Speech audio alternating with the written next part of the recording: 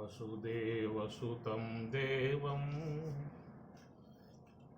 कंसचाणूरमर्दनं देवकी परमानन्दं कृष्णं वन्दे जगद्गुरुं मलनिर्मोचनं पुंसां जलस्नानं दिने दिने सकृद्गीताम्बजिस्नानं సంసారమలమోచనం.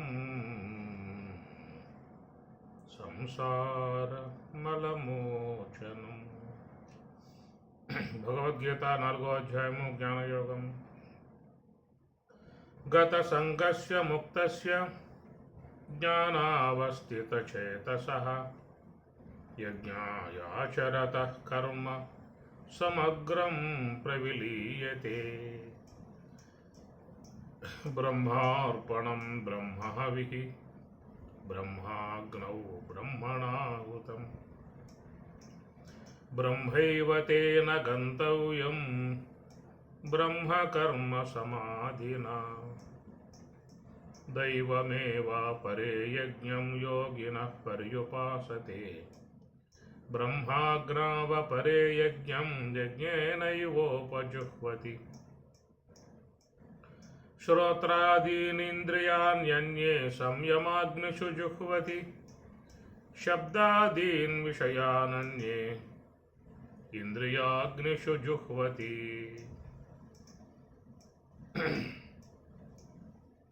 సర్వాణీంద్రియకర్మాణి ప్రాణకర్మాణి చాపరే ఆత్మసంయమయోగాగ్నౌ జుహ్వతి జ్ఞానదీపితే.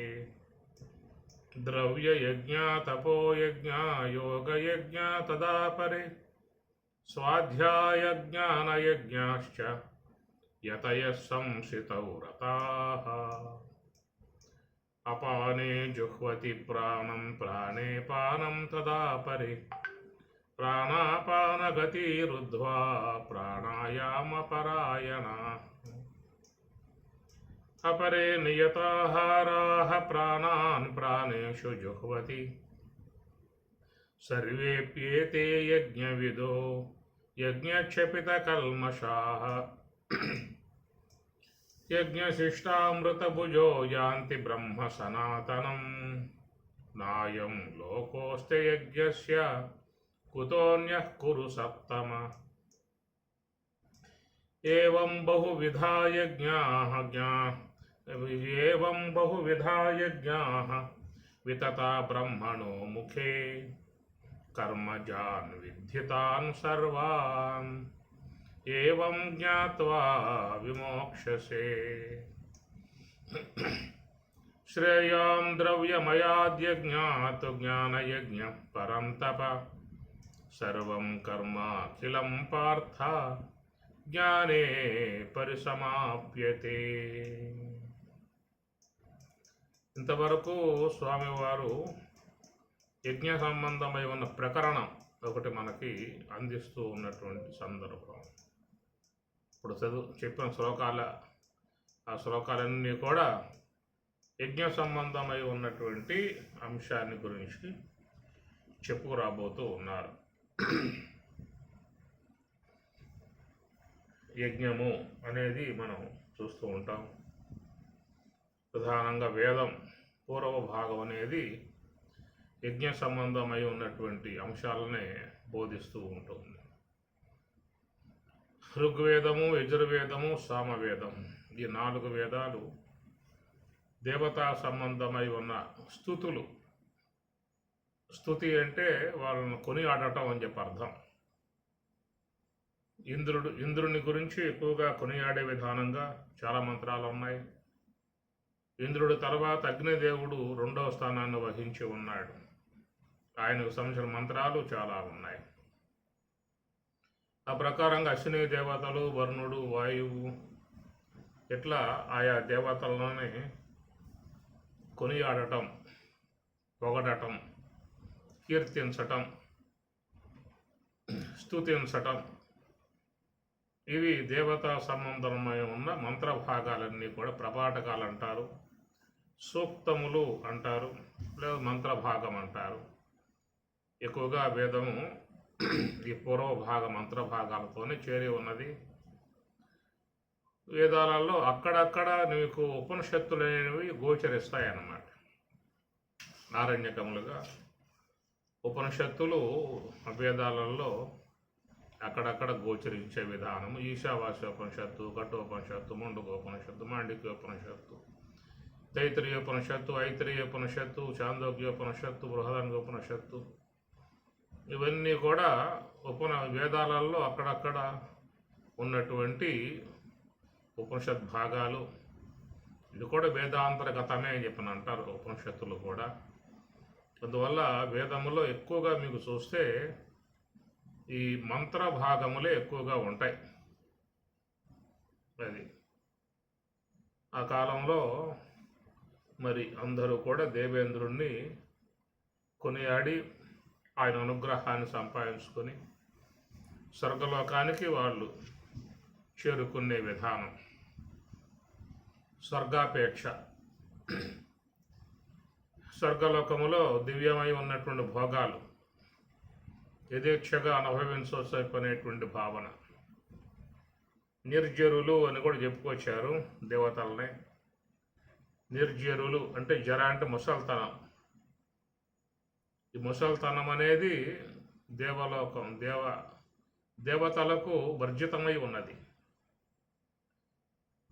నిత్య యవనముతో దేవతలు ఉంటారని చెప్పని, ఈ వృద్ధాప్యము అనేది మానవ లోకంలో మాత్రమే, ఈ మానవులుగా ఉన్నటువంటి వారికి మాత్రమే వృద్ధాప్యం అనేది ఇవ్వటం జరిగింది, బహూకరించడం జరిగింది.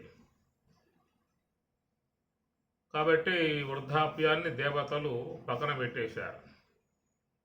ఇది మనకేంటి ఉపయోగం, దానివల్ల ఒరిగేది ఏమిటి, దానివల్ల పొందేది ఏమిటి, నానా అవస్థలు పడే విధానం. కాబట్టి వృద్ధాప్యం మనకు అవసరం లేదని చెప్పేసి అని వారు నిత్య యవనంగా ఉండే విధానంగానే ఏర్పాటు చేసుకున్నారు. కాబట్టి దేవతలను నిర్జరులు అని పిలుస్తారు. అది అమరులు అన్నారు. అమరులు అంటే వారికి మరణం లేదు.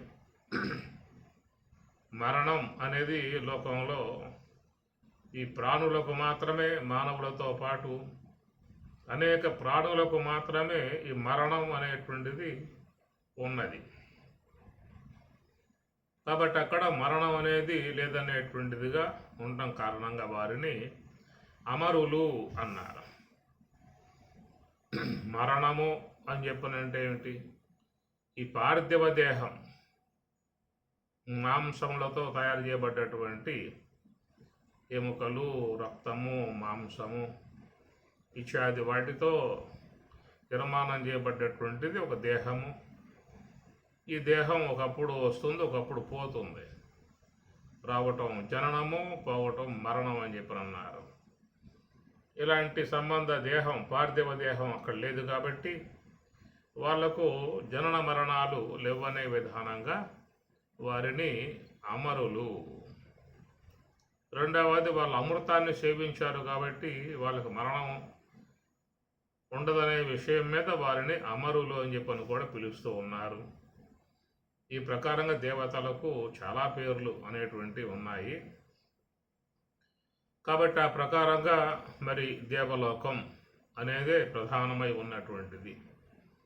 గంధర్వలోకం, పితృలోకం, అజానజాలోకం, కర్మదేవతల లోకం, ఇట్లా చాలా లోకాలు మనకి పురాణాలలో చెప్పడం జరుగుతూ ఉంటుంది. కానీ అందరికీ అపేక్ష కలిగి ఉన్న లోకం ఏమిటని చెప్పనంటే స్వర్గలోకము అని అర్థం. ఇంకా మిగతా లోకాల గురించి యజ్ఞాలు చేసే విధానం మనకు కనపడదు. ఇంద్రలోకాన్ని ఉద్దేశించి ఎక్కువగా యజ్ఞాలు అనేవి జరుగుతూ ఉంటాయి. ఆ యజ్ఞాలలో ఇంద్రుడు ప్రధాన దేవతగా ఉంటాడు. ఆయన కొనియాడుతూనే మంత్ర భాగాలన్నీ కూడా నడుస్తూ ఉంటాయి. అందువల్ల మీరు గమనించండి, మీకు వేదాలలో ఏమన్నా పరిచయం ఉంటే తెలుస్తుంది. ఎక్కువగా ప్రధాన దేవత ఇంద్రుడు, రెండవ దేవత అగ్ని, మూడవ దేవత వరుణుడు, అష్ట దేవతలు వాయువు, ఇలాగా ప్రపాఠకాలు ఉంటాయి. విష్ణువు, శివుడు, బ్రహ్మ వీళ్ళకి ఎక్కువగా ప్రపాఠకాలు లేవు, సూక్తములు లేవు. ఏ 2, 3, 4 ఇట్లాగా తక్కువలో ఉన్నాయి తప్ప ఎక్కువగా ఇంద్రుడికే ఈ కొనియాడేటువంటి దానం మంత్ర భాగాలు అన్ని ఋగ్వేదం, యజుర్వేదాలలో మనం చూస్తాం అన్నమాట. ఈ ప్రకారంగా పూర్వకాలంలో ఎక్కువగా విరివిరిగా యజ్ఞములు బాగా ఆచరిస్తూ ఉండేవారు. మన పురాణాలలో చూసినట్లయితే రాజులందరూ కూడా యజ్ఞ కార్యక్రమాలనే కొనసాగించే విధానం మనం చూస్తాం. యజ్ఞాల ద్వారా పుణ్యం వస్తుందని, ఆ పుణ్య విశేషముతో స్వర్గలోకానికి పోవటం అవుతుందని చెప్పి ఆ స్వర్గంలో దివ్య భోగాలు అనుభవించే విధానం ఏర్పడుతుంది. మన భగవద్గీతలో కూడా సందర్భాలను అనుసరించి ఆయా పదాలు వస్తూ ఉంటాయి. హతో వా ప్రాప్స్యసే స్వర్గం జిత్వా వా భోక్షసే మహీం తస్మాదుత్తిష్ఠ లే. ఒకవేళ కర్మగాలి మరణించావే అనుకో, స్వర్గలోకానికి పోతావు, దివ్య భోగాలు అనుభవిస్తావు. ఒకవేళ జయించావనుకో, ఈ భూమండలాన్ని ఏలుకుంటావు, దివ్య భోగాలు అనుభవిస్తావు. కాబట్టి నీవు బతికున్న ఉపయోగమే, చనిపోయిన ఉపయోగమే అన్నట్లుగా హతో వా ప్రాప్స్యసే స్వర్గం జిత్వా వా భోక్షసే మహీం. కాబట్టి ప్రకారంగా అందరూ కూడా స్వర్గం అనేటువంటి దాన్ని ప్రధానంగా పెట్టుకున్నారు. ఎవరైనా కాలం చేస్తే, శరీరం సాధిస్తే వారు స్వర్గస్థులయ్యారు అని చెప్పనంటారు. అనేక లోకాలు ఉన్నాయి కదా, ఇంకా గంధర్వ లోకం ఉన్నది, పితృలోకం ఉన్నది, కర్మదేవతల లోకం ఉన్నది, అనేక లోకాలు చెప్పుకొస్తారు, బ్రహ్మలోకం ఇలా చెప్పుకొస్తారు. కానీ ఏంటంటే వారు స్వర్గస్థులయ్యారు అని అంటారు. అంటే స్వర్గం అంటే అంత ఇష్టం అన్నమాట చాలామందికి. ఎందుకంటే అక్కడ అన్ని భోగాలు, దివి రంభ, ఊర్వశి, మేనక, తిలోత్తమ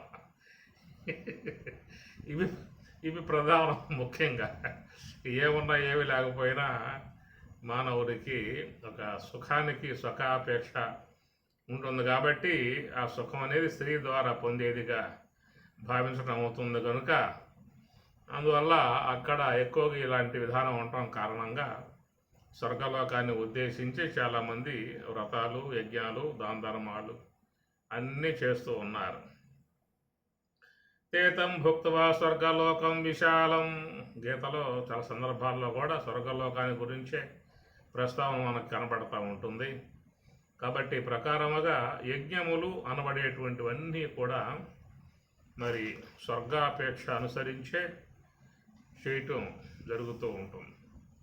కామాత్మాన స్వర్గపర జన్మ కర్మ ఫలప్రద క్రియా విశేష బహుళాం భోగైశ్వర్య గతిం ప్రతి.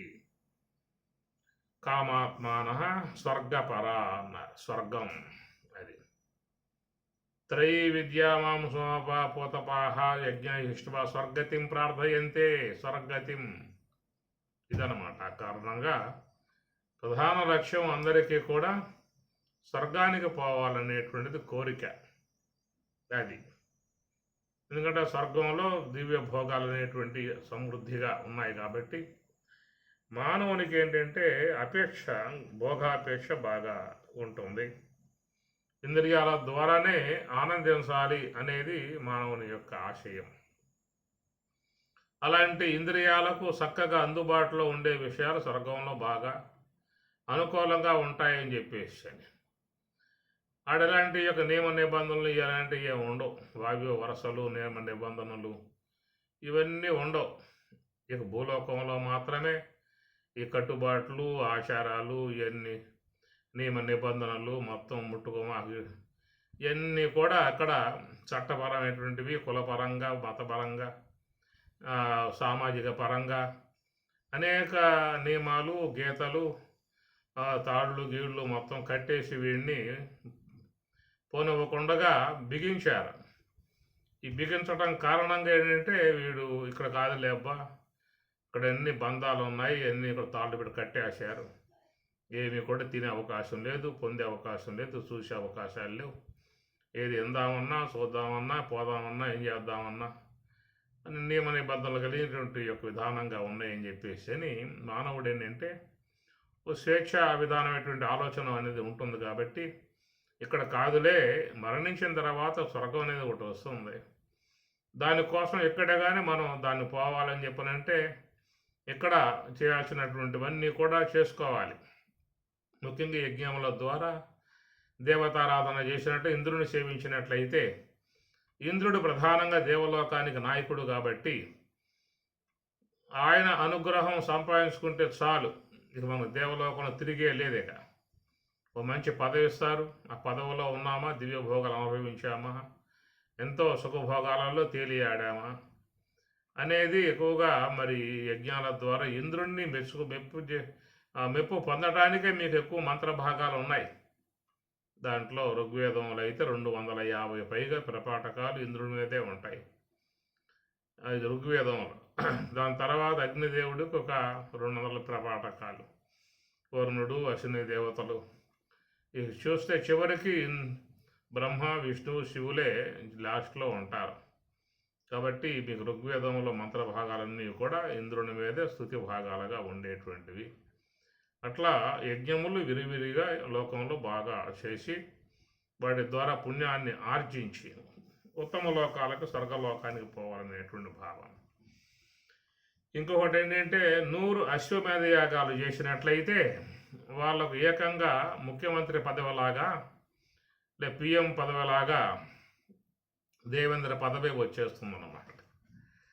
అది 100 చేయాలి అశ్వమేధ యాగాలు చేస్తే ఇక ఏమవుతుంది, అక్కడ ఉన్న ఇంద్రుణ్ణి దించేసి, పదవి దించేసి ఆ స్థానంలో ఈయన్ని కూర్చోబెడతారన్నమాట.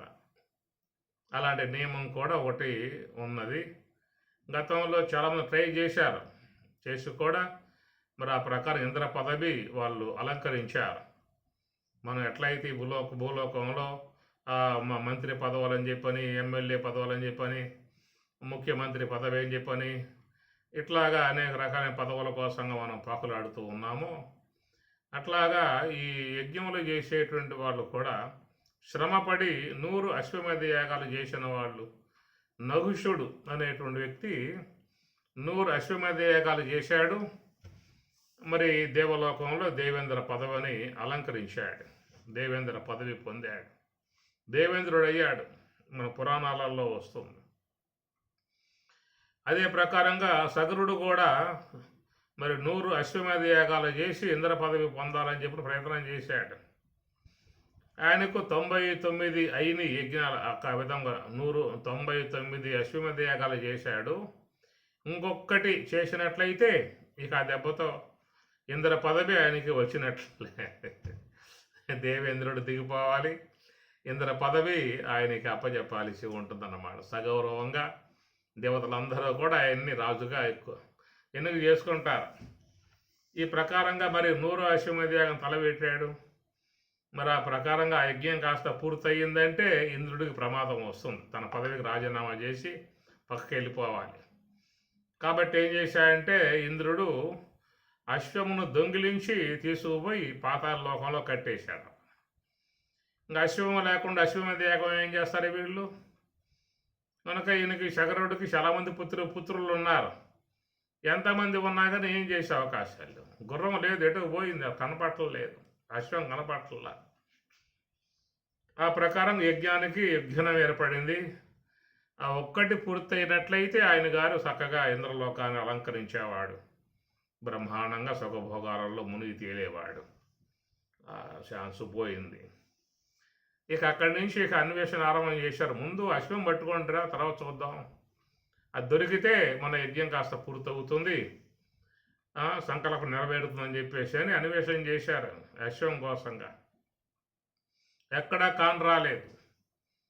అప్పుడు సగరుడు పుత్రులు 10,000 మంది అని చెప్పని అంటారు, అంతమంది ఉన్నారు వాడికి.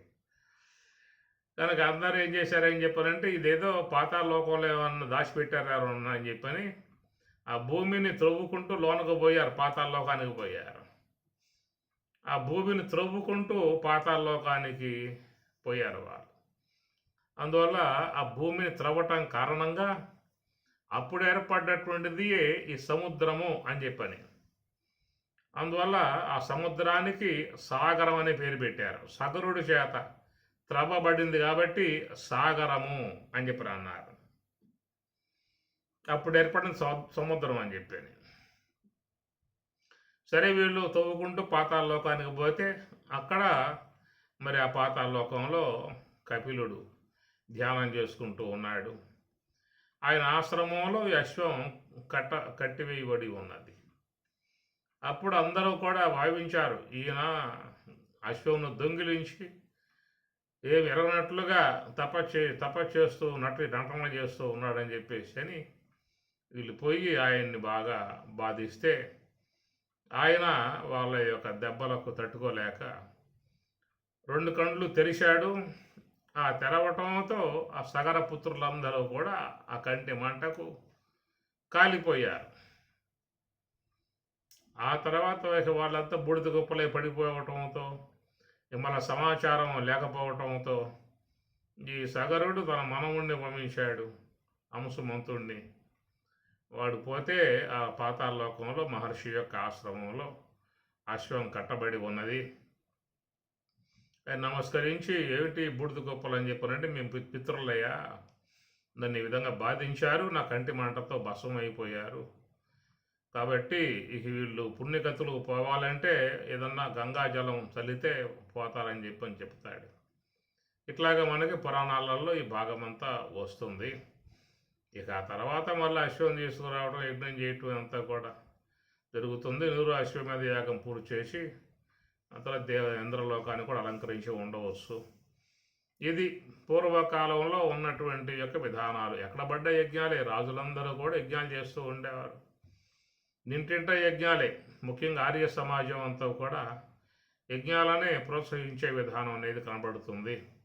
ఆర్య సమాజం దయానంద సరస్వతి ఆయన వేదం యొక్క మంత్ర భాగాలనే ప్రామాణికంగా నమ్మేటువంటి సిద్ధాంతం అయింది. ఏవి కూడా ఆయన అంగీకరించడు. పురాణములు, అష్టాదశ పురాణములు కానీ, ఉపనిషత్తులు కానీ, భగవద్గీత అవన్నీ ప్రక్షిప్తములు, ఇవన్నీ కల్పనలు. కేవలం వేదం యొక్క మంత్ర భాగములే అది అనాది, అవే వేదం యొక్క స్వరూపము. మిగతావన్నీ కూడా వేదములో ఈ ప్రక్షిప్తములుగా ఏర్పడ్డాయి, కల్పింపబడ్డాయి, అవాస్తవములు అని చెప్పని ఆయన గారు కొట్టేసి వేద సంస్కృతిని మాత్రమే ఆయన గ్రహించిన విధానము దయానంద సరస్వతి. ఆయన అనుసరించి వచ్చినటువంటి యొక్క మతమే ఆర్య సమాజము అని చెప్పని అంటారు. దాంట్లో ప్రధానంగా యజ్ఞ కార్యక్రమాలను నిర్వహించే విధానం తప్ప ఇంకా వాళ్ళు జపము, ధ్యానము, ఆలయాలు, విష్ణువు, దేవుడు, శివుడు ఇవన్నీ కూడా వాళ్ళు వాటిలను అంగీకరించే విధానం కాదు. మతపరంగా అంగీకరించే అవకాశాలు కావు. వ్యక్తిగతంగా వాళ్ళు ఎవరైనా పూజ చేసుకుంటే పూజ చేసుకోవచ్చు, కానీ సిద్ధాంతపరంగా మాత్రం వాళ్ళ అవన్నీ కూడా తీసేశారు. పురాణాలు కల్పితాలు, ఈ అన్ని కల్పితాలు, వేదములు కల్పితాలే, భగవద్గీత కల్పితమే, ఉపనిషత్తులు కల్పితమే, రామాయణము కల్పితమే, భారతం అన్ని కల్పనలు. ఇవన్నీ కూడా వాస్తవం అనేది యజ్ఞం మంత్ర భాగాలని చెప్పని వాళ్ళు దాన్ని తీసుకుని ఎక్కువగా విరివిరిగా యజ్ఞాలు చేస్తూ ఉంటారు. మీ ప్రాంతాలలో కూడా వాళ్ళు ఉండవచ్చు. మీరు పిలిస్తే మీ ఇంటికి వచ్చి గాయత్రి యజ్ఞం చేస్తారు. గాయత్రి మహామంత్రంతో యజ్ఞాలు చేస్తూ ఉంటారు. సరే, ఒక్కొక్క సిద్ధాంతుల విధానాలు, ఆచరణాత్మక అంశాలు కొన్ని వాళ్ళకి అనుగుణ్యంగా ఉంటాయి. కనుక వ్యక్తిగతమై ఉన్నటువంటి అంశాలు పోవాల్సిన అవసరం లేదు. కాబట్టి ఆనాటి కాలంలో ఈ యజ్ఞములు ప్రధానంగా ఆచరించి వాటి ద్వారా పుణ్యమును ఆర్జించి ఉత్తమ గతులు, ఉత్తమ లోకాలకు పోవాలనేది తలంపుగా చేసే విధానం మనం ఆ కాలంలో పురాణాల ద్వారా చూస్తూ ఉంటాం. ఈనాటి కాలంలో కూడా చాలా చోట్ల ఏదైనా కార్యక్రమం వచ్చిందంటే యజ్ఞం అనేది పెడతారు, యజ్ఞం చేస్తూ ఉంటారు. పూజ్య భావంతో, ఈశ్వరార్పణ భావంతో యజ్ఞ కార్యక్రమాన్ని చేసే విధానం చూస్తూ ఉంటాం. అయితే ఇవన్నీ కూడా మరి ఆ కాలంలో విస్తరింపజేయటంలో గల కారణాలు, కొన్ని ఆరోగ్యపరమైనటువంటి అంశాలు కూడా వాటిల్లో మనం చూసే అవకాశం ఉంటుంది. ఎందుకంటే ఈ గాలిలో చేరి ఉన్నటువంటి బ్యాక్టీరియా సంబంధ కణజాలాన్ని నశింపజేసేటువంటి ఒక ప్రక్రియ యజ్ఞం ద్వారా వాళ్ళు గుర్తించినటువంటి అంశము. ఎందుకంటే అగ్నిలో తప్తమైనటువంటి యొక్క పదార్థము అది సూక్ష్మమై పరమాణువులుగా మారి గాలిలో కలిసిపోతాయి. గాలిలో కలిసినప్పుడు మరి ఆ గాలిలో ఉన్నటువంటి ఏవైతే అనారోగ్యానికి హేతువుగా ఉన్నాయో కణజాలాలు,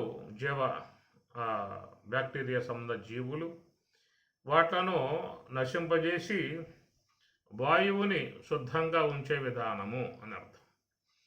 ఎందుకంటే మానవుడు ఈ వాయువు ద్వారానే తన జీవనం కొనసాగించుకుంటూ ఉన్నాడు. ఈ వాయువు అనేది మానవునికి జీవనానికి ప్రధానమై ఉన్నటువంటి అంశము. అందువల్ల గాలి ఎప్పుడు కూడా మన దేహంలో ఆడుతూ ఉండాలి. ఏవైనా విశ్రాంతిని పొందే అవకాశం ఉందేమో కానీ ఈ గాలికి మాత్రం విశ్రాంతి లేదు. జ్ఞానేంద్రియాలకు, కర్మేంద్రియాలకు, అంతరేంద్రియాలకు, మన శరీరంలో అన్నింటికీ విశ్రాంతి ఉన్నది. కానీ శ్వాసలకు మాత్రం విశ్రాంతి లేదు. ఈ శ్వాస అనేది నిరంతరంగా సంచారం జరుగుతూ ఉండాలి. అయితే బయట నుంచి పీల్చేటువంటి ఆ గాలి మనకు శుద్ధముగా ఉండాలి అని చెప్పిన అర్థం. ఎందుకంటే బయట ఉన్నటువంటి లోనకి దేహంలోకి పోయినప్పుడు ఆ పోయే పదార్థముల ద్వారా ఏదన్నా సూక్ష్మ క్రిములు ప్రవేశించినట్లయితే శరీర ఆరోగ్యాన్ని దెబ్బతీస్తాయి. అందువల్ల ఆహార విషయాల్లో కూడా చాలా వరకు జాగ్రత్తలు వహించే విధానం. అదే ప్రకారంగా జలం కూడా మన దేహంలోకి పోతూ ఉన్నది. దాన్ని కూడా ఫిల్టర్ చేసుకొని శుద్ధం చేసుకొని స్వచ్ఛమై ఉన్నటువంటి యొక్క నీటినే మనం స్వీకరించే విధానం చేస్తూ ఉన్నాం. అందువల్ల నీటి వల్ల కూడా చాలా వ్యాధులు ప్రబలే అవకాశం ఉన్నది. నీటి ద్వారా సూక్ష్మ కణజీవులు దేహంలోకి పోయినప్పుడు వాటి వల్ల ప్రమాదం వస్తుంది. కాబట్టి జలాన్ని శుద్ధం చేసుకుని మనం తీసుకుంటూ ఉన్నాం. మరి అదే ప్రకారంగా మరి వాయువు అనేది కూడా మన దేహంలోకి పోతూ ఉన్నది. మరి ఆ వాయువులో చాలా సూక్ష్మ జీవులు అనేటువంటివి ఉంటాయి.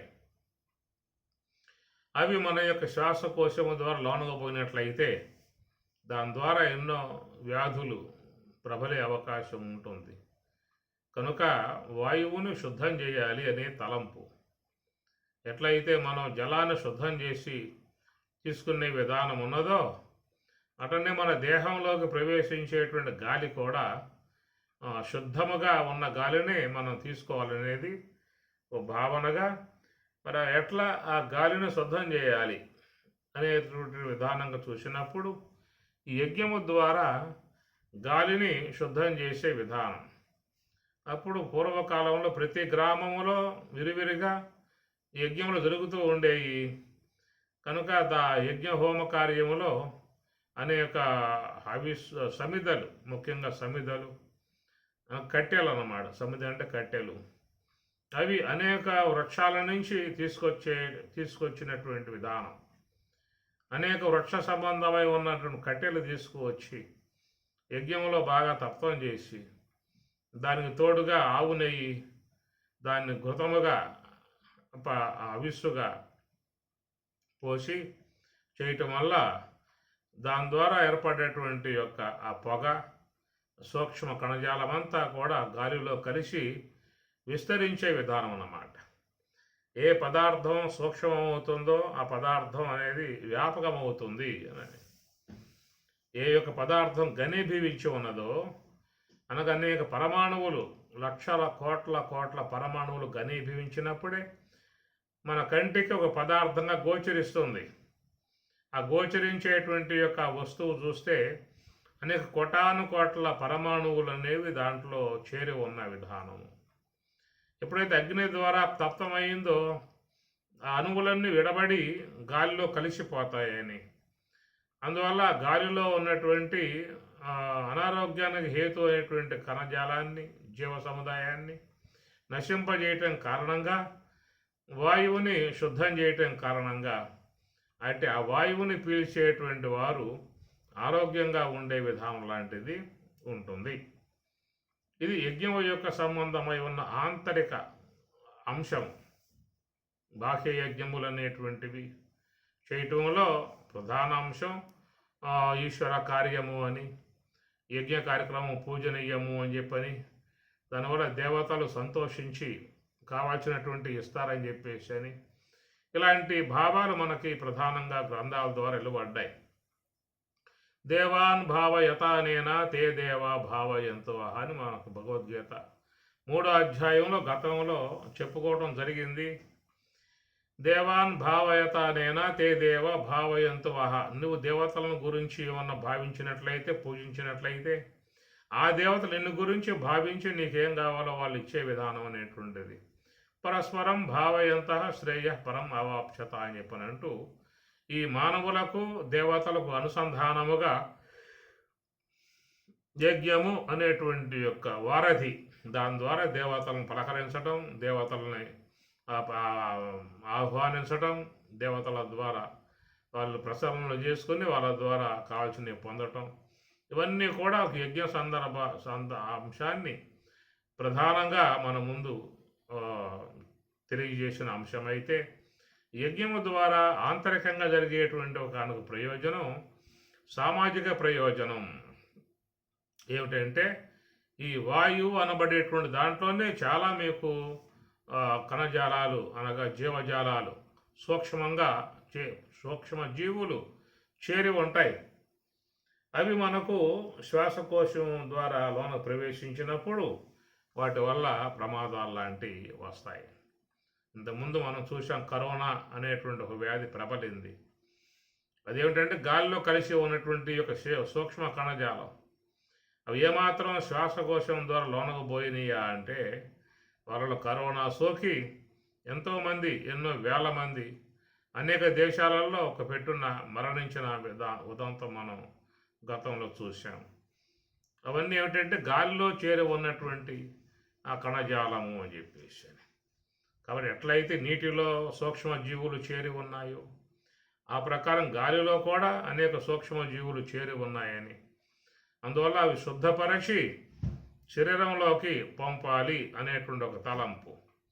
దాంట్లో భాగమే యజ్ఞం అనేటువంటి యొక్క అంశముగా కూడా మహాత్ములు చెప్పేటువంటి యొక్క విధానము ఇది. ఈ ఈ ఈ యొక్క అంశము అందరూ కూడా గ్రహించుకోవాల్సిన అంశము. ఒకటి, యజ్ఞము ద్వారా దేవతారాధన, ఈశ్వరారాధన అనేటువంటి ఒక మంచి భావన ఉండటం కూడా చాలా మంచిది. ఎందుకంటే ఆ భావన ఉన్నటువంటి వాడు ఆ కార్యం చేస్తాడు. దైవభావం ఉన్నప్పుడే ఆ కార్యం చేయడానికి ఇష్టపడతాడు. యజ్ఞం చేయటం వల్ల ఆ సూక్ష్మ కణజాలం నశిస్తుంది, దానివల్ల వాతావరణం బాగుపడుతుంది, మనం పీల్చే గాలి ఆరోగ్యంగా ఉండే అవకాశం ఉంటుంది. దానికోసంగా చేయండి అని చెప్పి అన్నాం అనుకో, అదేమంటాడు, నాకు చేసే అంత తిరిగి లేదురయ్యా, డబ్బులు కూడా లేవు, నువ్వు చేస్తున్నావు కాబట్టి నువ్వు చెయ్యి, నేను చూస్తా అని చెప్పి అంటాడు. కాబట్టి ఇట్లాగా కాకుండా, అయ్యా ఇది ఈశ్వర కార్యము, దైవ కార్యము, దేవతా కార్యము, దైవం నీకు అనుగ్రహిస్తుంది అనేది ఒక భావన ఉన్నట్లయితే వాడు దాని యొక్క విధానంలో చేసే అవకాశం అనేది కలుగుతుంది. అందుచేత కేవలం ఈశ్వర భావన కల్పన అనే అనటానికి అవకాశం కాదు. దైవ భావంతో జరిగేటువంటి యొక్క క్రతువు కాబట్టి దీన్ని ఆచరించడం వల్ల, అంటే మనం ఒక విషయాన్ని గురించి చూసినప్పుడు దాంట్లో పూర్వాపరాలు విమర్శించుకుంటే దాని ద్వారా ఉన్నటువంటి మరి అనేక అంశాలు మనకు గోచరించే అవకాశం లాంటిది కూడా ఉంటుంది. లోకంలో ఏ కార్యం జరిగినా కానీ అది దాని యొక్క ఫలితాలు అది సానుకూలంగా ఉండేవి కావచ్చు, ప్రతికూలంగా ఉండేటువంటివి కావచ్చు, ఏవైనా కావచ్చు. ఏ యొక్క ప్రయోజనం లేకుండా ఈ విషయంలో ఏ కార్యము లేదు. కాబట్టి ఆ ప్రకారంగా యజ్ఞం అనేది ఒక పూజనీయ భావనగా, యజ్ఞ అంటే దేవతారాధన అని చెప్పి అర్థం వస్తుంది.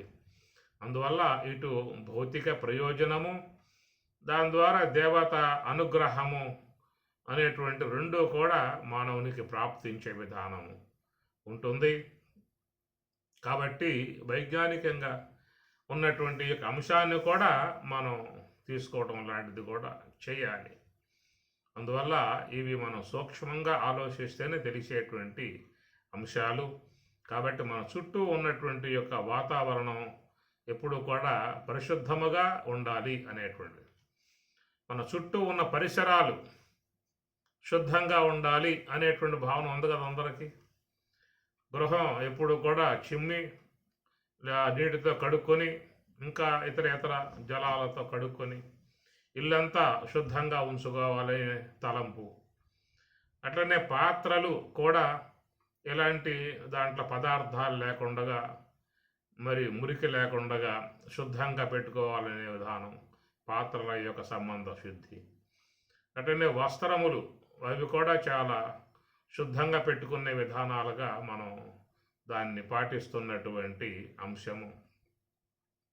ఏవైనా మన శరీరం ఆరోగ్యాన్ని నిలకడగా కాపాడుకోవటానికి ఇవన్నీ పాటించాల్సిందే.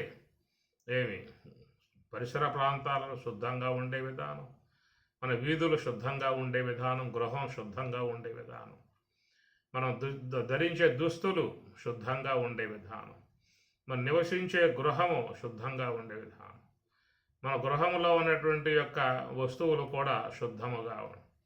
ఎందుకంటే వాటి మీద సూక్ష్మ క్రిములు వాలి ఉంటాయి.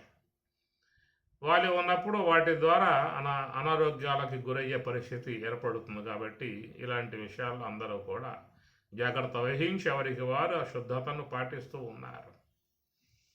అదే కోణములో మరి మరొక అంశముగా మహాత్ములు కనుగొన్నటువంటి అంశము యజ్ఞము అనబడేటువంటిది ఒక ఈశ్వరారాధనగా, దేవతారాధనగా, అది ఒక విధానముగా వేదం చెప్పినటువంటి అంశాన్ని దాన్ని గ్రహించి ఆచరించే విధానములో మరొక అంశం ఏంటంటే దాని ద్వారా ఈ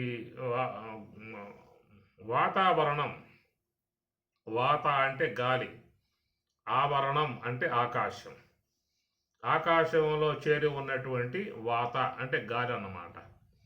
వాయువుకి వాత అనే పేరు ఒకటి ఉన్నది. వాతాపి గణపతిం భజే అంటారు కదా.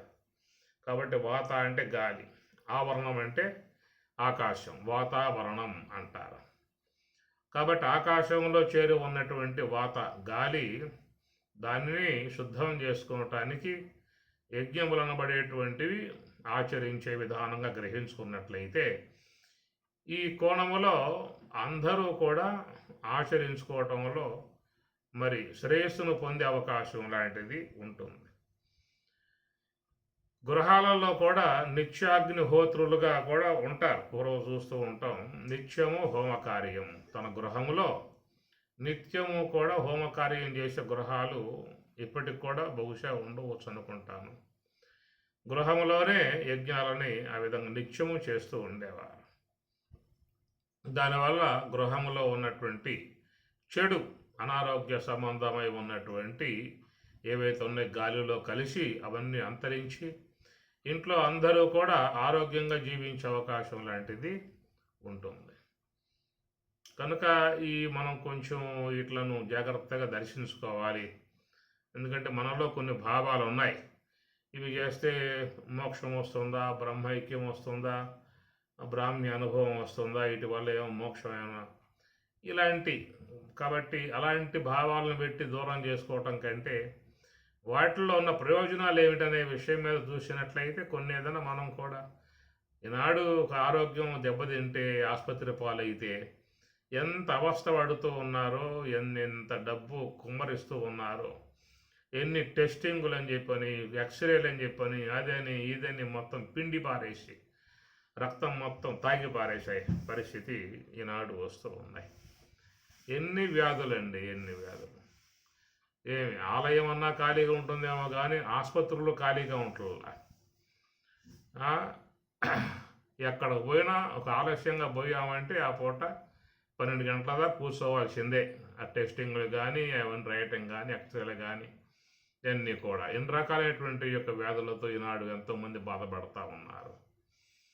ఈ ప్రకారంగా ఆసుపత్రి పాలై బాధపడుతున్న విధానాలు లోకంలో మనం చూస్తూ ఉన్నాం. ప్రతి ఒక్క వ్యక్తిలో కూడా ఏదో రుగ్మతలు బాధిస్తూనే ఉన్నాయి. సంపూర్ణ ఆరోగ్యంగా ఈనాడు ఎవడో లేడు. ఏదో రూపకంగా ఏదో ఒక వ్యాధితో బాధపడుతూనే ఉన్నారు. ఇక షుగరు, బీపీలు అని చెప్పనంటే కామన్. దాని గురించి చెప్పేది అవసరం లేదు. ఈ రెండు కూడా ప్రతి శరీరంలో కాపురం చేస్తున్న విధానాలు వచ్చేసి కూర్చుంటున్నాయి. ఎవరైనా షుగర్ లేని వాళ్ళు, బీపీ లేని వాళ్ళు ఉంటే అదృష్టవంతులు. పూర్వజన్మలో చేసిన పుణ్యం కావచ్చు వాళ్ళకి. అదృష్టవంతుడు వాడు, పుణ్యాత్ముడు, ధన్యాత్ముడు. ఇవి లేకుండా ఏ దేహం ఇప్పుడు లేదు. కాబట్టి ఆ ప్రకారంగా చూసినట్లయితే మనిషి ఆరోగ్యంగా జీవించడానికి తగిన వాతావరణాన్ని కల్పించడమే మహాత్ముల యొక్క ఉద్దేశము. కాబట్టి ఇవి మోక్షం అనే దాంతో ముడిపెట్టమాకండి. ఎందుకంటే మోక్షం అనేటువంటి యొక్క అంశం అది మరో కోణంలో చేరి ఉన్నది. అది ఉపనిషత్తుల కోణంలో చేరి ఉంది. ఇది పూర్వభాగం, వేదం పూర్వభాగం, యజ్ఞభాగం. ఈ విధానం, ఈ ప్రక్రియ వేరు. అది అంత ఉపనిషత్తుల భాగంలో చేరి ఉన్నది మనం చెప్పేటువంటి మోక్షము అనేది. కాబట్టి మోక్షానికి సంబంధించిన అంశము దానిని పాటించుకోవాల్సిందే. కాబట్టి దీన్ని తీసుకుపోయి దానికి ముడిపెట్టి దీనివల్ల అది మోక్షం వస్తుందా అనేటువంటి దానిగా మనం చూసాము అని చెప్పనంటే జీవితంలో కొన్ని మనం కోల్పోయినటువంటి వాళ్ళము అవుతాం. ఎందుకంటే ప్రతిదీ కూడా మోక్షహేతువేం కావు. మనం 3 పూట్ల భోంచేస్తున్నాము అంటే ఆ భోంచేయటం ఏమైనా మోక్షం వస్తుందని ముడిపెడితే మనం భోజనం మానేసుకోవాలి. అమ్మగారులు వంట చేస్తారు 3 పూట్ల. ఈ వంట చేయటం వల్ల ఏమైనా మోక్షం వస్తుందా అని చెప్పానంటే దాంతో ఆ పూట వంట చేయటం కూడా మానేస్తుంది ఆ పన్నెంగా. కాబట్టి ప్రతిదాన్ని కూడా దానికి ముడి వేయకూడదు. దేనికుండే ప్రయోజనం దానికి ఉంటుంది. కనుక దానిని మనం ఏ కోణంలో వినియోగించుకోవాలో ఆ కోణంలో వినియోగింపజేసుకోవాల్సి ఉంటుంది. ఎందుకంటే రెండు మనకి ఈ వేదం ఇచ్చినటువంటి యొక్క అంశాలే. వేదం ఈశ్వర ప్రోక్తము అన్నారు. ఈశ్వరుని చేత ప్రసాదింపబడ్డవి అని చెప్పి అన్నప్పుడు మరి ఈశ్వరుడు లోకానికి ఇచ్చినప్పుడు మనం ఈశ్వరుని యొక్క సంకల్పాన్ని మనం గౌరవించాల్సి ఉంటుంది, పూజ్యభావంతో చూడాల్సి ఉంటుంది. ఒక సంకల్పాన్ని ఏమో మనం కొనియాడుతూ మరో సంకల్పాన్ని నింద చేస్తూ చేయటం వల్ల ఏమవుతుందంటే ఈశ్వరుని నింద కూడా ఏర్పడే అవకాశం ఉంటుంది. అందువల్ల ఈ కర్మ సంబంధమై ఉన్న అంశం కలిగినటువంటి వాళ్ళు నివృత్తి మార్గం, జ్ఞాన సంబంధమై ఉన్న అంశాన్ని వీళ్ళు నిరసిస్తారు, ద్వేషిస్తారు. అట్లనే నివృత్తి మార్గంలో ప్రయాణం చేసేటువంటి వారు దానిని గౌరవిస్తూ మిగతా భాగాన్ని ద్వేషిస్తారు, అగౌరవపరుస్తారు. అందువల్ల ఇలాంటి అంశాలు అవసరం లేదు. ఎందుకంటే రెండూ కూడా మానవుని యొక్క శ్రేయస్సును ఉద్దేశించే ఉన్నటువంటివి. మరి ఈ రాగము, ఈ ద్వేషము అనేటువంటి ఎందుకు ఏర్పడుతున్నాయో అది అర్థం కాని వ్యవహారం. ఇప్పుడు శివుని సేవించే వాళ్ళు ఉన్నారు, శివుని ఆరాధించుకోవచ్చు, తప్పేం కాదు కదా. కానీ వాళ్ళు విష్ణువుని నింద చేస్తూ ఉంటారు, విష్ణువుపై ద్వేషం పెంచుకుంటారు. ఇట్లాగా మనం లోకంలో చూస్తూ ఉన్నాం. విష్ణువుని ఆరాధించేవారు వైష్ణవులుగా పిలువబడతారు. వీళ్ళు విష్ణువుని ఆరాధిస్తూ ఉన్నారు, పూజిస్తున్నారు, జపిస్తున్నారు, అర్చిస్తున్నారు, ఆరాధిస్తున్నారు. కానీ శివుడి విషయం రాగానే ఆయన్ని నింద చేయటం. ఆయన అంతా శ్మశానంలో ఉంటాడు, పాములు కప్పుకుంటాడు, పులి చర్మం ధరిస్తాడు, హీనుడు, అట్లా ఎట్లా అని చెప్పని ఈ వైష్ణవులుగా ఉన్నవాళ్ళు శివుణ్ణి నింద చేస్తూ ఉంటారు. శివుణ్ణి ఆరాధించేవారు విష్ణువు మీద పడి ఆయన్ని నింద చేసే విధానం వీళ్ళు చేస్తూ ఉంటారు. శృంగారమూర్తి, శ్రీలోలుడు, అంత భోగాయితనం గలవాడు, అట్లా ఇట్లా అని చెప్పేసి ఆయన ఉద్దేశం నింద చేయటం. ఈ ప్రకారంగా చూస్తే మానవుడికి ఉన్నటువంటి అవగాహన ఏమిటి, వాడికి ఉన్న జ్ఞానం ఏమిటి, వాడికి ఉన్నటువంటి దానివల్ల పొందే ప్రయోజనం ఏమిటో అర్థం కాని వ్యవహారాలుగా ఒక తెలియనితనంలో, పసితనంలో మానవుడు ప్రవర్తిస్తున్నటువంటి విధానాలుగా మనం చూస్తూ ఉన్నాం. కాబట్టి ప్రకారంగా నువ్వు ఏ యొక్క దేవత పట్ల భక్తి కలిగి ఉన్నావో ఆయన ఆరాధించుకో, తప్పేం కాదు. కానీ ప్రక్క దేవతను తిట్టాల్సిన అవసరం లేదు కదా. ఇది ఇట్లాగా ఉన్న కోణంలోనే మరి ఇక్కడ వేదం యొక్క విషయంలో మరి ఇటు చేసేటువంటి ఒక కామ్య సంబంధమై ఉన్న యజ్ఞ కార్యక్రమం, దాన్ని చేసే వాళ్ళని వీళ్ళు తిట్టడము, వీళ్ళు ఆచరించే దానిని వాళ్ళు పాషండ్లుగా అని చెప్పని వాళ్ళు తిట్టడము, ఇవన్నీ కూడా ఒక ద్వేషభావాన్ని, విద్వేషాలను పెంపొందింపజేసుకునే కోణములో పెరుగుతున్నాయే తప్ప అసలు వాటిల్లో మనం ఉన్నటువంటి ప్రయోజనాలు ఏమిటి, అవి ఎందుకు ఈ విధంగా ఆరంభించడం జరిగింది, ఎందుకు చేయటం జరుగుతున్నది, దాని ద్వారా కలిగే ప్రయోజనాలు ఏమిటి అనే కోణంలో కొంత ఆలోచన చేసినట్లయితే అది ఏదైనా మనకు ఉపయోగకరంగా ఉందనుకోండి చేస్తాము, వద్దనుకున్నాం అనుకో వదిలిపెట్టేస్తాం, దానికేముంది. ఉపయోగకరంగా ఉందనిపిస్తే ఆచరించుకుంటాం, ఉపయోగం లేదనుకుంటే వదిలిపెట్టేస్తాం. అంతే తప్ప దాన్ని మరొక కోణములో చూసి ద్వేషించాల్సిన అవసరం లేదు, నిందించాల్సిన అవసరం లేదు. కాబట్టి ప్రకారంగా ఒక అంశాన్ని వాళ్ళు ప్రవేశింపజేశారని చెప్పనంటే దానివల్ల ఒక అంతర్గతమైనటువంటి ఒక ప్రయోజనాలు కొన్ని వాళ్ళు ఉండే ఆరంభం చేస్తారు. పైకి చెప్పేటువంటి ఒక అంశం మరొకదై ఉన్నా కానీ అంతర్గతంగా చూసినట్టు దానివల్ల కొంత సమాజానికి మేలు జరిగేటువంటిది దాంట్లో ఉంటుంది, అది గమనించాల్సిన అంశము. కాబట్టి మరి యజ్ఞం అనేటువంటి విషయం మనకి ఇక్కడ ఆరంభమైంది కాబట్టి ఆ యజ్ఞం గురించినటువంటి యొక్క అంశం మీద మనం కొంత ముచ్చరించుకుంటూ ఉన్నాము.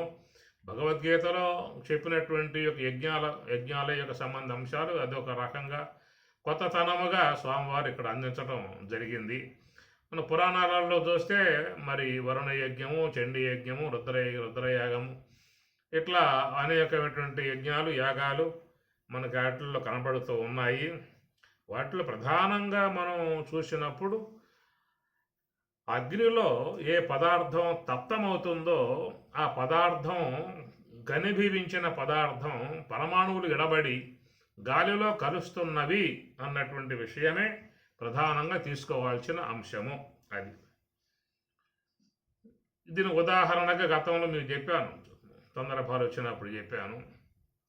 మీరు ఒక పదార్థం యొక్క ప్రభావం కల్లారా చూడాలని చెప్పనంటే, ప్రత్యక్షానుభవం పొందాలని చెప్పనంటే మీ గృహంలో ద్వారాలు మొత్తం మూసేయండి, కిటికీలు మొత్తం మూసేయండి, ఫ్యాన్ కూడా కట్టారు పెట్టుకోండి. నిప్పుల మీద ఒక 5-6 మిరపకాయలు, ఎండు మిరపకాయలు పెట్టి ధ్యానంలో కూర్చోండి. అది ఎంత మీ ప్రభావం చూపుతుందో అర్థమవుతుంది. ఆ దెబ్బకు యోగ సమాధి కూడా రావచ్చు అనుకుంటున్నా. బహుశా ఒక 10 ఎండు మిరపకాయలు పెట్టేసి నిప్పుల మీద ధ్యానంలో కూర్చోండి, ఎంత కమ్మగా ధ్యానం సాగుతుందో మీకు అర్థమవుతుంది. అంటే ఏమైంది అక్కడ అంటే, ఒక మిరపకాయ ఘనీభవించినటువంటి పరమాణువులు అగ్ని ద్వారా అవి విడబడ్డాయి. పరమాణువులు విడబడి గాలిలో కలిసి అయిపోయి, గాలిలో కలవటంతో ఆ గాలి మనం పీల్చాము, ఆ పీలవటంతో సహస్రారం దాకా అది ప్రవాహం పోయింది, నసాలం అంటింది ఆ పని. ఆ దెబ్బతో కళ్ళు ఎర్రబడటం, ముఖం అంత ఎర్రబడటం, దగ్గు రావటం, పీలవలేకపోవటం, అవస్థపడటం, నానా ఇబ్బందులు పడే పరిస్థితి. ఒక 10 మిరపకాయలు వేస్తే ఇంట్లో దాంట్లో వచ్చినటువంటి యొక్క సూక్ష్మ కణజాలం శరీరంలో ప్రవేశించినప్పుడు ఎంత దాని ప్రభావం అనేదో మనం ప్రత్యక్షంగా చూడవచ్చు. ఆ ప్రకారంగా మరి ఒక యజ్ఞం అనేటువంటి విధానంగా దాంట్లో అనేక వనమూలికల సంబంధమై ఉన్నటువంటి, ఔషధి సంబంధమైనటువంటి కట్టెలను అగ్నిలో వ్రేయటము, అదే ప్రకారంగా ఆవు నెయ్యి, ఎంతో పవిత్రంగా భావించేటువంటి ఆవు నెయ్యి దాంట్లో హవిస్సుగా వేయటము. ఏం జరిగిందంటే అది అగ్నిలో పడ్డప్పుడు, తప్తమైనప్పుడు ఆ పరమాణువులన్నీ కూడా గాలిలో కలిసిపోతాయి.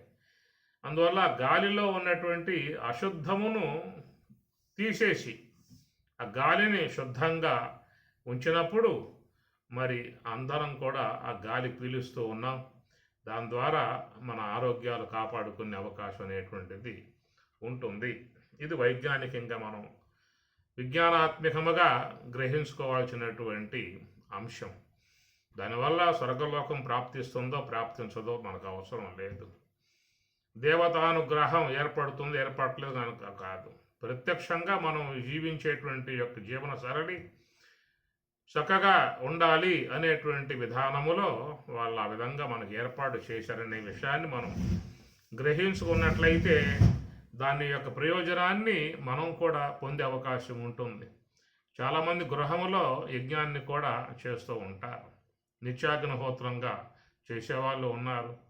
గాయత్రి పరివారం వాళ్ళకి చెప్పినట్లయితే వాళ్ళు వచ్చి మన గృహంలో యజ్ఞం కూడా చేస్తారు.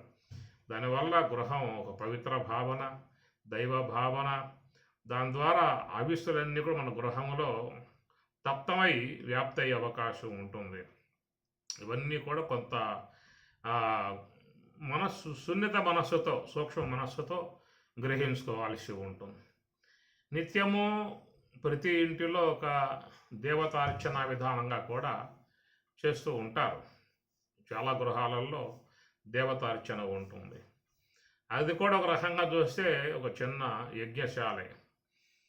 అక్కడ కూడా అమ్మగారు చక్కగా అనేక పుష్పాలు తీసుకువచ్చి పెట్టుకోవటం, పూజ చేయటం, అష్టోత్తర నామాలు, సహస్రనామాలతో పూజ చేయటం, ఆ దీపాలు కూడా నేతితో, ఆవు నెయ్యితో వెలిగించి, లేదా నువ్వుల నూనెతో వెలిగించి చేయటం. ఒక గంటన్నర సేపు అట్లా దేదీప్యమానంగా ఆ దీపం వెలుగుతూ ఉంటే దాని నుంచి వచ్చేటువంటి పరమాణువులు ఆ గృహమంతా కూడా వ్యాప్తి అయ్యే అవకాశం.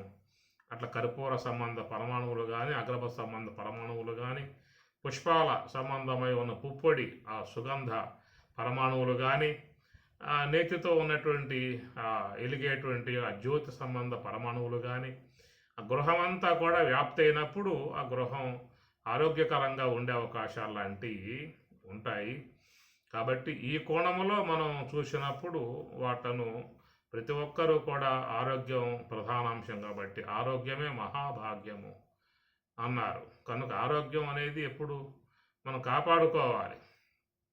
ఏమి అనారోగ్యమైతే ఎంత దారుణమై ఉన్న పరిస్థితితో ప్రతి ఒక్కరూ చూస్తూ ఉన్నారు. ఆసుపత్రుల్లో పాలై ఆసుపత్రుల్లో ఆ చికిత్స పొందుతూ ఆ మందులు మింగలేక, ఇంజక్షన్లు పొడిపించుకోలేక, కత్తులతో కోయించుకోలేక నానా అవస్థల పడి దుర్భర జీవితాలు గడిపేవాళ్ళు ఈనాడు చాలామంది.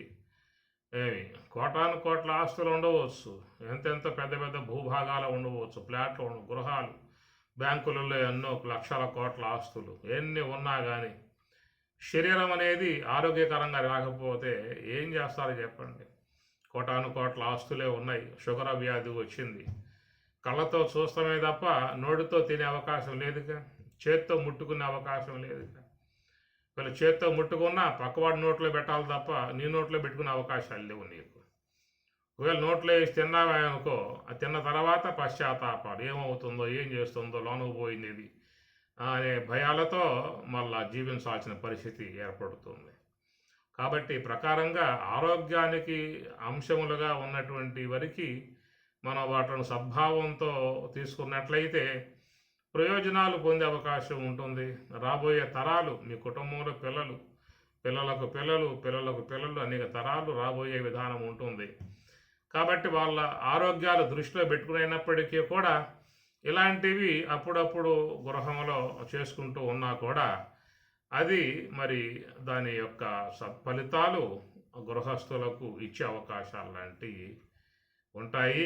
దాని మీద ఏదో వేరే భావాలు పులిమి వేరే భావాలు పెట్టేసి దూరం చేసుకోవటం వల్ల దాంట్లో వచ్చే ప్రయోజనాలకి మనం దూరం అయిపోయే పరిస్థితి ఉంటుంది. కనుక అవి చేస్తే మోక్షం వస్తుందా అన్న పాయింట్ అవసరం లేదు. నీకు మోక్షం కావాలంటే స్వామి చెప్పేశారు, సోహం భావేన పూజయేత్. మంచి మార్గం ఉన్నది, అది మోక్ష సంబంధమై ఉన్న అంశం. దేహో దేవాలయ ప్రోక్త జీవో దేవ సనాతన తెజేదజ్ఞ నిర్మాల్యం సోహం భావేన పూజయేత్తు. కాబట్టి దేహమే దేవాలయంగా మలుసుకుని ఆ దేహములో ఉన్న దేవదేవుడు బ్రహ్మమును ఈ హంస యొక్క ఆశ్రయం ద్వారా శ్వాసపై మనసును పెట్టి నిశ్చలముగా ధ్యానం చేస్తూ ఉన్నట్లయితే నీకు ఆ యొక్క బ్రాహ్మీ అనుభవము, మోక్ష విధానము ప్రాప్తిస్తుంది అని చెప్పిన అన్నారు. కాబట్టి ఇది మోక్ష విధానానికి మనం చక్కటి మార్గం చెప్పేసేసారు. మరి మిగతావన్నీ ఎందుకు అని చెప్పానంటే మనం జీవితం ఉన్నది, ఇక జీవించాల్సిన ఆవశ్యకత ఉన్నది విశ్వంలో. నిండా నూరేండ్లు నీ జీవితం భగవంతుడు ఇచ్చాడు, శతమానం భవతు అని చెప్పి అంటూ ఉన్నారు. జిజీవిషేత్ శతం సమాహ ఉపనిషత్తు చెప్పింది. జిజీవిషేత్ జీవింపగోరము, శతం సమాహ 100 ఏళ్ల కాలబడి జీవింపగోరము. కనుక వచ్చిన జీవితాన్ని వదులుకోవడానికి ఎవడు ఇష్టపడతాడు? ఏమయ్యా పోతావి పోడా అని చెప్పినంటే ఏమంటాడు వాడు? నువ్వు బావరా, నువ్వు పోతే నన్ను బొమ్మని చెప్పినంటావే అంటాడు. కనుక ఎవరికి కూడా దేహం సాలించి పోవాలనే ఉద్దేశం ఎవరికి ఉండదు. ఇంకా కొద్ది కాలం పాటు భూమి మీద ఉండాలనే భావనే ఉంటుంది. కాబట్టి జీవించాలనేటువంటి అపేక్ష ఉంటుంది.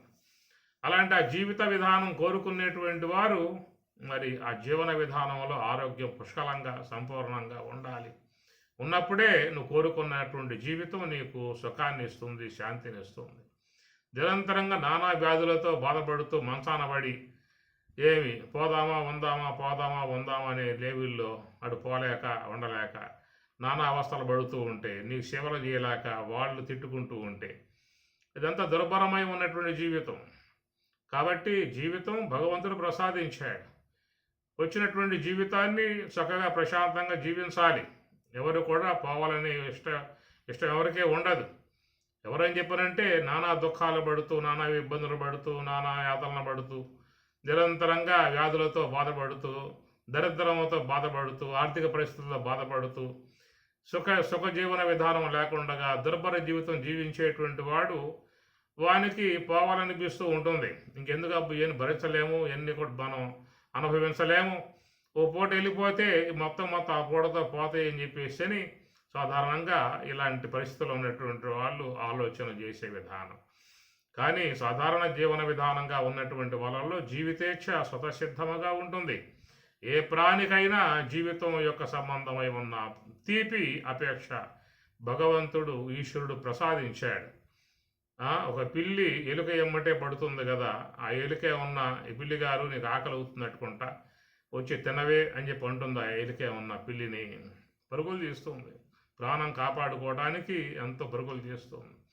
కాబట్టి ఆ యొక్క జీవితేచ్ఛ ప్రాణతీపి ప్రతి ప్రాణికి ఉంటుంది. కనుక లోకం ఎవరికైనా ఎంత వేదాంతికైనా ఎంత సిద్ధాంతికైనా జీవితం అంటే ఇష్టం ఉంటుంది. కనుక తాను భగవంతుడు ఇచ్చిన జీవితం అది. ఆ జీవితాన్ని జీవించడానికి చక్కటి వనరులు మనం సమకూర్చుకోవాలి, చక్కటి ఆరోగ్య పరిస్థితులు సమకూర్చుకోవాలి.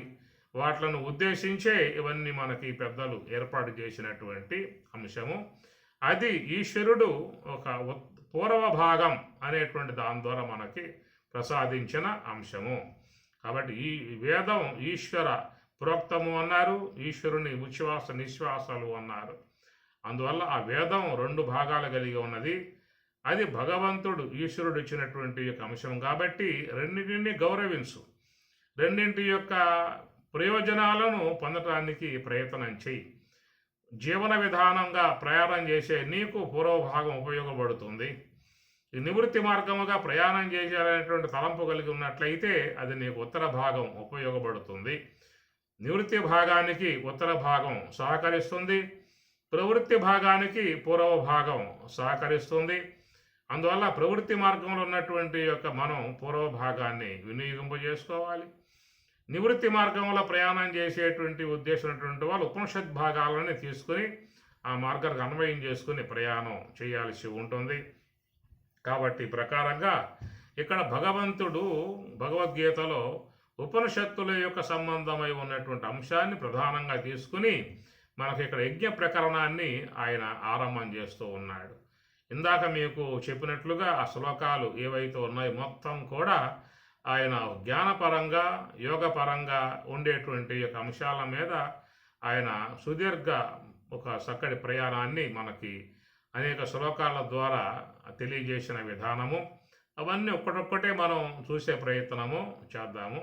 ఈరోజు యజ్ఞం యొక్క సంబంధమై ఉన్నటువంటి అంశం ప్రస్తావనకు వచ్చింది కాబట్టి మనం దాని విషయం మీద పూర్వాపరాలను విచారించుకుంటూ అటు పూర్వ సంబంధమై ఉన్న యజ్ఞం అటు ఆరోగ్య మార్గానికి, ఉత్తర సంబంధమై ఉన్నటువంటి యజ్ఞ మార్గం ఇది మోక్ష సంబంధానికి, రెండూ కూడా మన జీవితంలో ఆవశ్యకత కలిగి ఉన్నటువంటి అంశాలుగా మనం ఈరోజు చెప్పుకోవటం జరిగింది. ఓం సహనా భవతు సహనౌ భునక్తు సహ వీర్యం కరవావహై తేజస్వినావధీతమస్తు మా విద్విషావహై. ఓం శాంతి శాంతి శాంతి. హరి ఓం తత్సతు. శ్రీ గురుభ్యో నమః. హరి ఓం.